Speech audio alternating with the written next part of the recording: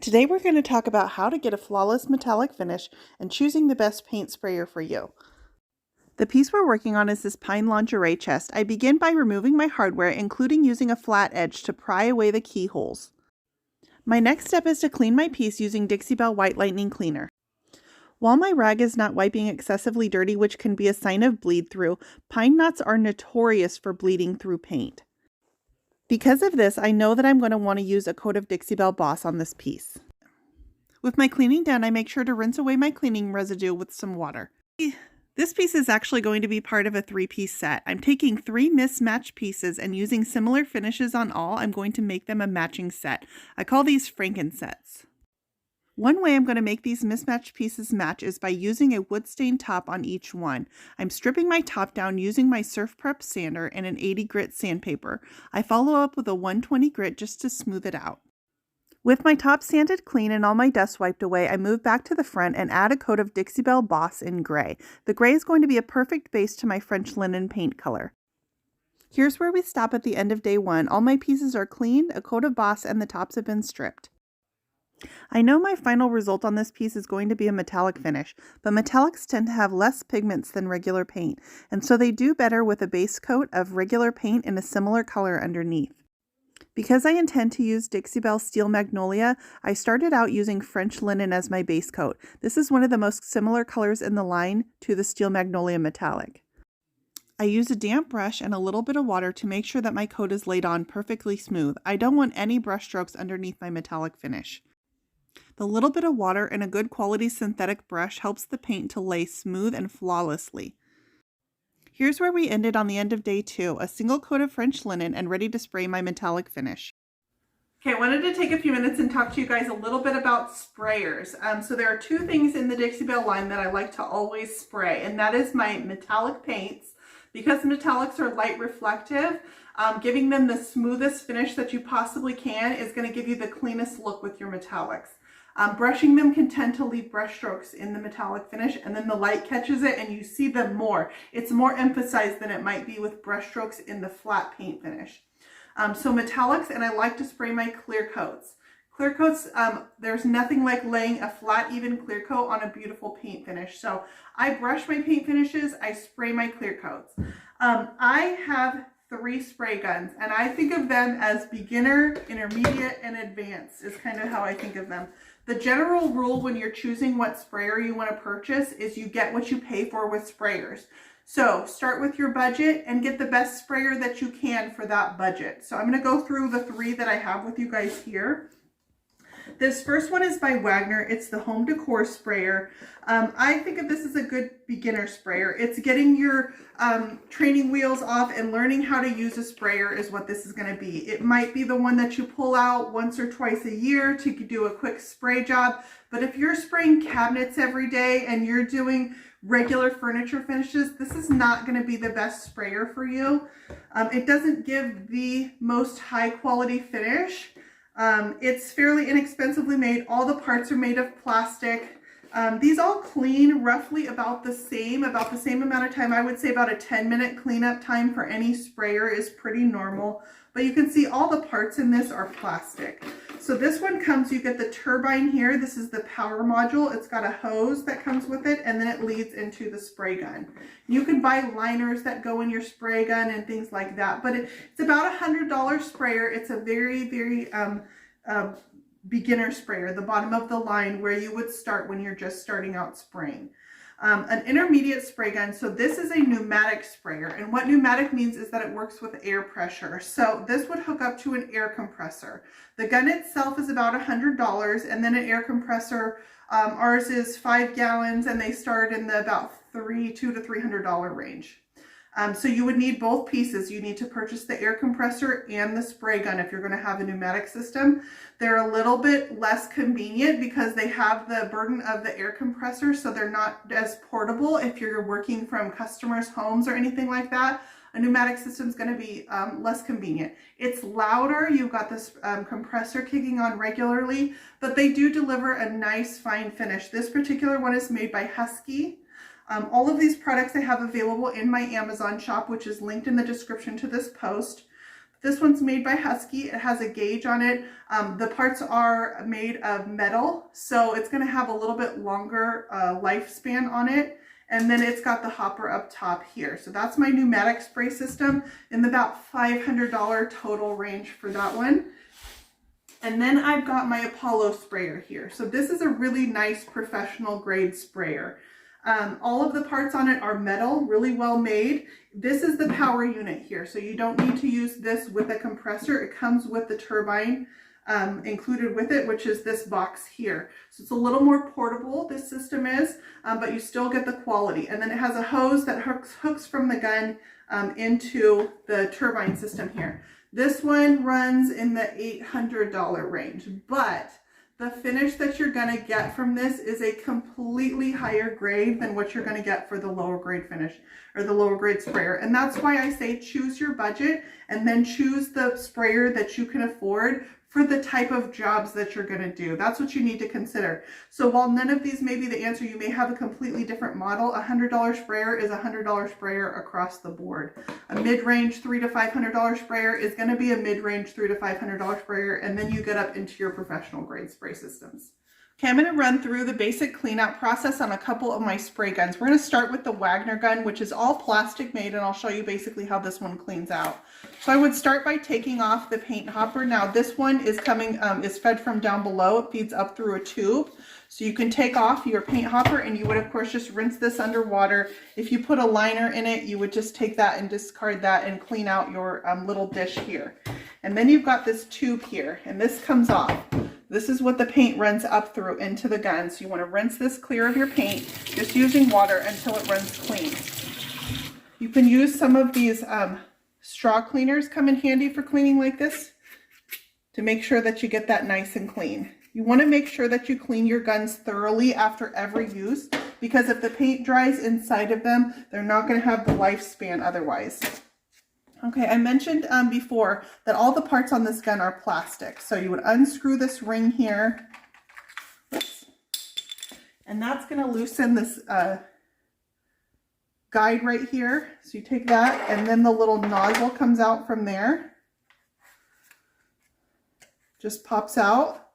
Okay, and then you would run water through your gun. Now this one has a clear hole. This is where the hose hooks up. You can either run it through the back or you can run it through the bottom here. But you want to run water through your gun until the water runs clear. Run it through the back. And it just runs straight through, and then I can run it up through the hose in the bottom. I could use my cleaner to clean out this part in here as well. So making sure that I clean it really well. And then of course, clean the plastic nozzles. You can see right through them. So until you can see back through your nozzle, and then let those dry, and you can put your gun back together. So pretty basic clean out. Like I said, it takes about 10 minutes to go ahead and clean out one of those guns. The trade-off that I think about with painting or with spraying is that you're trading the time that it takes to brush a finish for the time that it takes to clean a gun. It's about the same amount of time, but your time is spent in cleaning your gun instead of in brushing. So let's go over to the Husky gun. So this is my mid-range gun. It cleans roughly the same as my Apollo sprayer. So the first thing you want to do is go ahead and clean out this hopper here, because if I detach this from the body of the gun, it's gravity fed and it's going to leak out the hole. So go ahead and rinse out your gun till the paint is removed from the hopper here, and then this can screw off of the gun. Okay, and then you can set that down. Make sure you rinse this nice and clean, and then we can set this aside and save that for later. As far as the gun itself, you want to pull the handle back, and that's going to loosen this up so you can turn the nozzle off, this spray tip. You can get these tips in different sizes with the Apollo gun and this one here. You can buy different size tips that will give you finer grade spraying. So that's all made of metal. I'll take those pieces apart. And then there's a tool that comes with the gun. This is the same with the Apollos. That's why I'm only showing one, is because the process is very similar. And you can just turn that. I'm keeping the handle pulled in while I do this, and that just keeps the pressure off so that you can unscrew these pieces here. Okay, and then I've got my metal tip on, and then you can look inside the gun and you can see the needle. This presses into the tip, and that's what gives you the fineness of your spray. So these come in different sizes, as do the tip. depending on what you need. And then the only part of this gun that the paint runs through is this right here, from where the gravity feeds into to where it sprays out. So you can rinse in this hole right here, through here, and it will rinse through the gun. You can see the water's coming out the tip of the gun. So you want to rinse that till it comes clean. Use your little cleaner if you need to, and make sure that that's nice and clean. No dried paint in there, and you'll get the longevity out of your gun. And then you want to clean the 3 pieces that we took off of the tip, which are these 3 metal pieces here. So it's roughly the same cleanup. The difference is in the quality of the pieces in the gun itself. And then to screw these back on, I don't need to pull the handle in, but I can go ahead and screw on the tip.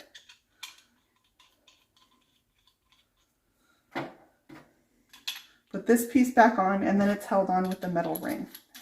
And my gun is cleaned and put back together. So same with this one, roughly about a 10-minute process, but this is going to give you a higher quality spray, and it's got a better lifespan on it than the plastic parts do. Using my Husky gun and a 5-gallon DeWalt air compressor, I'm going to go ahead and spray my steel magnolia over the base of French linen. My steel magnolia did require minimal dilution. You'll need to get a feel for your sprayer and how much dilution it requires for the different colors of paint. The metallics tend to be a little thinner than the regular paint, so they require less dilution. When first learning your sprayer, I do recommend you start with a piece of cardboard and spraying water for practice. With 2 coats of my metallic sprayed, I'm now going to add some glazed details around the front of my drawers. I added these would you bend keyholes as a nice accent in between the hardware on the top 2. I'm also going to add some dark glaze around the frame of this drawer. I'm using Dixie Belle black glaze tinted with a little bit of coffee bean paint to give me this nice antique color. Remember that top that I stripped down? It now needs to be stained. I'm using Minwax penetrating stain in Jacobian.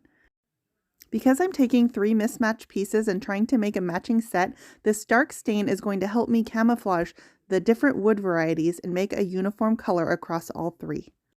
I'm wiping my stain on in long linear strokes using the Dixie Belle microfiber applicator pad. These pads are lint-free and they're ideal for wiping on wood stain. 9 million people on Facebook have watched me strip this dresser top. I think it's my first viral video, so I want to slow down and really go through how I'm refinishing the top of this piece. I started out by stripping this top chemically because the old clear coat was so thick and gummy. I did a test spot and it didn't sand very well.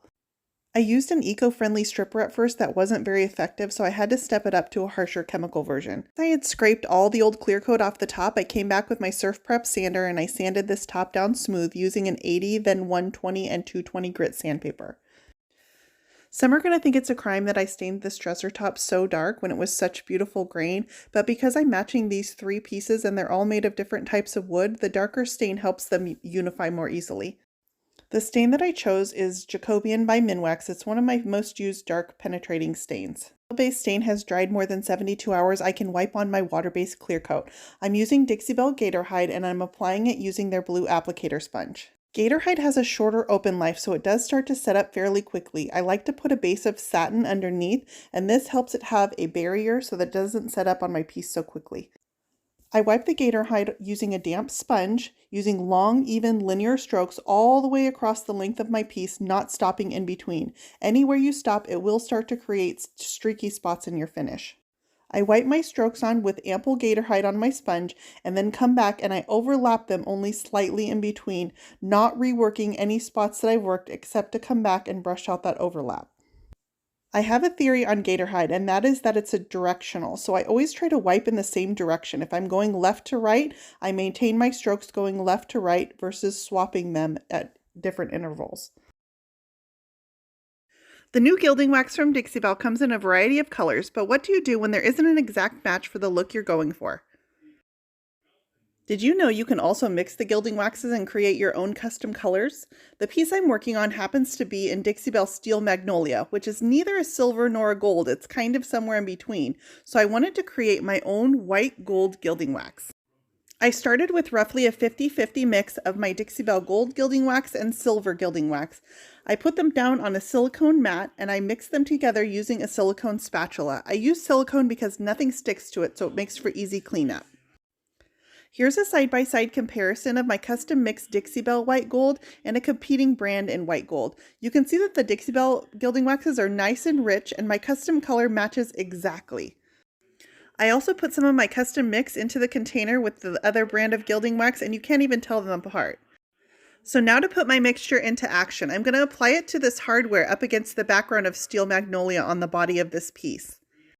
I'm just using my fingers and an artist brush to apply. Within 24 hours, this will dry permanent and no need to seal it. I stored my excess mixture of gilding wax in a small little paint pot so I can reuse it whenever I need it. The final result is the perfect hardware for my piece, a custom mixture of gilding wax that I can reuse, and endless possibilities of other mixtures I can make. With 2 coats of Dixie Belle Gator Hide clear coat on my bodies and about 4 coats on the tops, these pieces are complete, and they are stunning. Remember, as you look through these are 3 different pieces. None of them are matching, but they make a beautiful set. The metallics laid on the curves of these pieces absolutely gorgeously. We took a mismatched group of furniture and gave them a beautiful classic finish reminiscent of old Hollywood and made them ready to love all over again. If you enjoyed this video, I hope you'll click the subscribe button. You can find more Brush by Brandy on Facebook, Instagram, Pinterest, and YouTube, and on my website at brushbybrandy.com.